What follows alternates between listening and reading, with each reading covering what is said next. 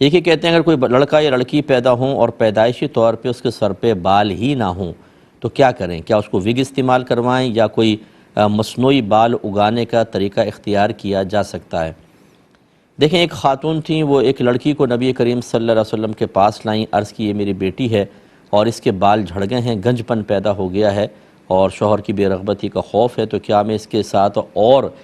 کسی انسان کے بال ملا دوں اس کے ساتھ؟ تو نبی کریم صلی اللہ علیہ وسلم نے اس سے منع فرمایا اور اونٹ کے بالوں کو ملانے کی اجازت دی کہ وہ اس طرح کے اگر کلر میچ کر جائے تو اس کو اجازت دی، یعنی گویا کہ نقل اپنے، اگر ایک تو ہوتا ہے کہ اپنے ہی بال بعض جگہ سے نکال کر ڈاکٹرز لگا دیتے ہیں اور اگنا شروع ہو جاتے ہیں، اگر اپنے بال ہوتے تو کوئی مسئلہ نہیں تھا، لیکن دوسرے انسان کے بالوں کا استعمال رحمت کونین صلی اللہ علیہ وسلم نے منع فرما دیا، اور جب نبی کریم صلی اللہ علیہ وسلم منع فرما دیں تو اب ہم اپنی عقل استعمال نہیں کر سکتے۔ اب یہ ضرور ہے کہ وہ نقلی کوئی طریقہ کار اختیار کر لیں، وہی جیسے آپ نے وگ کا فرمایا، انسانی بالوں کی وگ نہیں ہونی چاہیے، آرٹیفیشل آج کل بہت اچھی وگیں آ رہی ہیں، ان وگوں کو استعمال کروا لیا جائے تو انشاءاللہ یہ مسئلہ بھی سالو ہو جائے گا۔ یہ کہتی ہیں کہ ان کی بیٹی بیوہ ہوئی ہیں پچھلے سال، 7-8 تولہ سونا تھا جس کی وہ زکوٰۃ نکالتی رہیں، اب حالات ایسے ہیں کہ زکوٰۃ نکالیں تو بہت ہی کم ہو جائیں، 3 بچے ہیں، تو کیا ان بچوں کے نام وہ کر دیں تو کیا پھر بھی زکوٰۃ ہوگی؟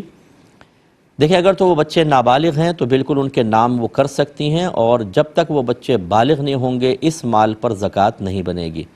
لیکن یہ یاد رکھیں کہ اس کے بعد وہ ماں اس سونے کو استعمال نہیں کر سکتی۔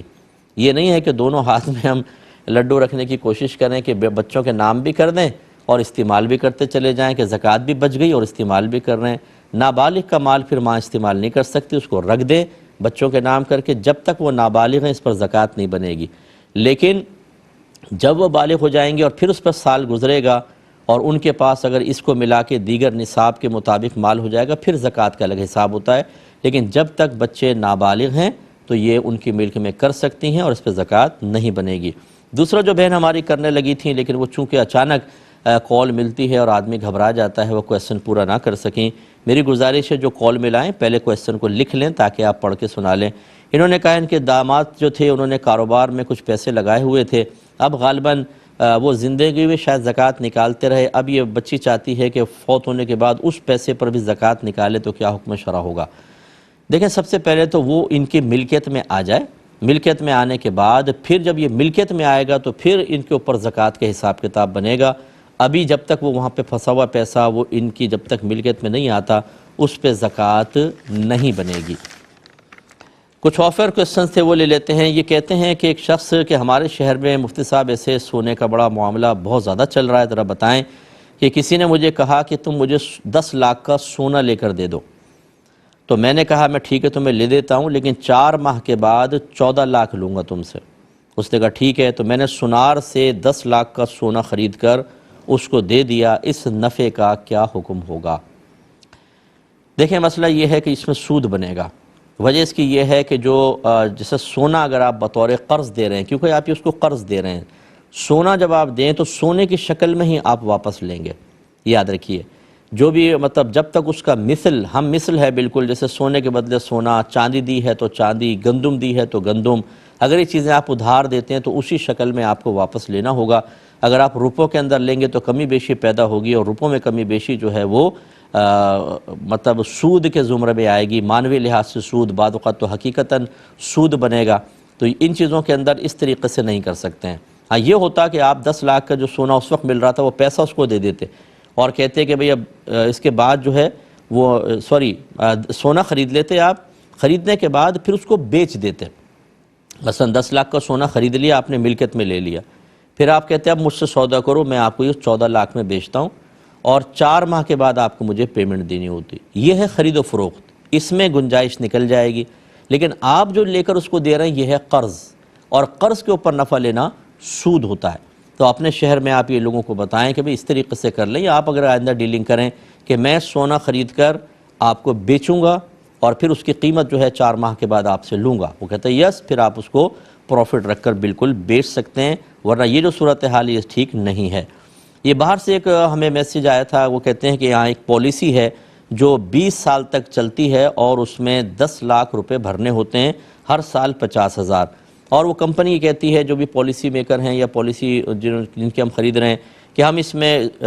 پروفٹ کا اضافہ کرتے رہیں گے، لیکن وہ فکس پروفٹ نہیں ہوتا، اور پھر وہ 20 سال کے بعد ہمیں پیسہ واپس مل جاتا ہے، کیا حکم شرع ہوگا؟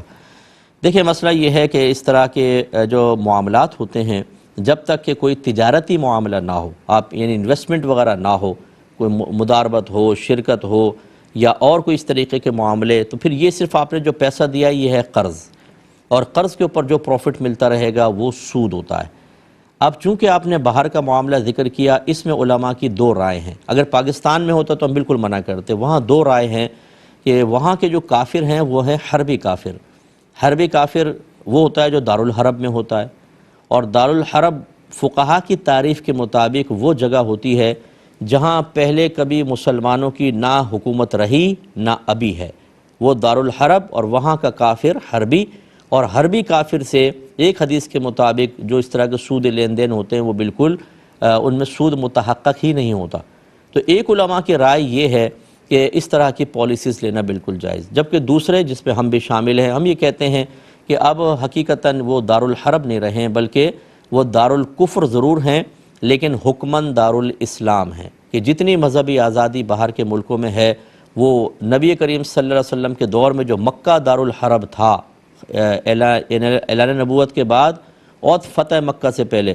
جو دارالحرب تھا اس کے اندر وہ آزادی نہیں تھی بالکل مذہب کی، اب ہے تو حکم بدلنا چاہیے۔ لہٰذا ہم لوگ جو ہیں وہ محتاط طریقہ اختیار کرتے ہوئے اس قسم کی چیزوں کو منع کرتے ہیں۔ اس لیے یہ جو طبقہ ہے علماء کا، یہ مورگیج کو جائز قرار دے گا، آپ مکان خریدیں وعدہ سود پر، ہم اس کو منع کریں گے۔ اب آپ کی ثوابدید پر ہے، میں ہمیشہ لوگوں کو اسپیس دیتا ہوں، ہم اپنی رائے کو اس طریقے سے ظاہر نہیں کرتے کہ دوسرے کو برا بھلا کہہ کر اور لوگوں کے لیے راستے مسدود کریں۔ اگر آپ کے لیے شدید ضرورت ہو، حاجت ہو، تو آپ ان علماء سے فتویٰ لے کر مفتیان کرام سے بالکل وہ معاملات کر سکتے ہیں، پھر آپ پہ وبال نہیں ہے۔ فَاسْأَلُوا أَهْلَ الذِّكْرِ إِن كُنتُمْ لَا تَعْلَمُونَ، اگر تم نہیں جانتے تو اہل علم سے سوال کرو۔ یہ قرآن نے فرمایا، آپ نے اپنا کام کر لیا، اب آپ اس پہ عمل کر سکتے ہیں۔ اور اگر کوئی ذرا احتیاط کا راستہ اختیار کرنا چاہے تو وہ ہے جو میں نے آپ کی خدمت میں ذکر کیا۔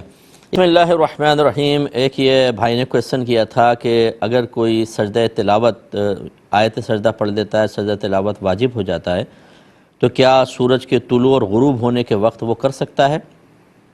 دیکھیں اجتناب کرنا چاہیے، اس کو منع کیا ہے، کیونکہ ان اوقات میں کفار جو تھے وہ عبادات کرتے تھے، سورج کی پوجا کرتے تھے، جیسے نبی کریم صلی اللہ علیہ وسلم نے منع فرمایا، نماز پڑھنے سے منع کیا ہے، اور بزرگان دین نے سجدہ تلاوت کو بھی منع کیا ہے، تو لہٰذا تھوڑا سا آگے پیچھے ہو کر پھر آپ سجدہ کریں۔ تو میں گزارش کرتا ہوں آپ علم دین کی طرف آئیں، کم از کم فرض علوم سیکھیں، کوئی آپ کے اطراف میں مل جائیں اور عالم عالمہ ان سے سیکھیے، اگر نہیں ملتے تو میرا کانٹیکٹ نمبر لے لیں آپ